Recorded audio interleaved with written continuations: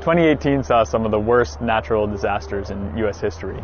There were unprecedented events that struck both coasts and beyond. I traveled to California, which suffered the most lethal wildfire in the state's history, to Panama City and Mexico Beach in the Florida Panhandle, which bore the brunt of one of the most intense and destructive hurricanes ever to make landfall on the East Coast. And I went all the way out to the Big Island of Hawaii, where the Kilauea volcano unleashed its biggest eruption in 200 years of recorded history.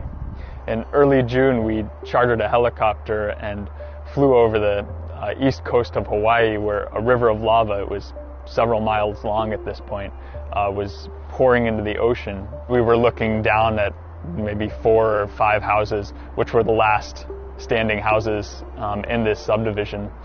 They were right on the water. They looked like they had been beautiful properties. You could see sort of turquoise tide pools where people used to snorkel, and I was watching as they burned. Come on, you need to go. I made it to Paradise, California, just after the campfire had swept out of town. Paradise had been home to about 27,000 people, and nearly all of those people lost their homes. More than 80 people died in the fire, and in the days right after it, California organized one of the biggest search and rescue operations in state history. They used cadaver dogs, which would go sniffing through the rubble.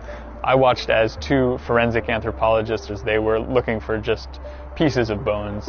Many people had been charred so badly that it was difficult to determine if, searchers were looking at animal remains, human remains, and in some cases if they were even looking at bones at all. It was hard for me not to worry that I was seeing a sample of what's to come in the era of climate change. The people in these communities now face the long, arduous process of rebuilding whole towns from scratch.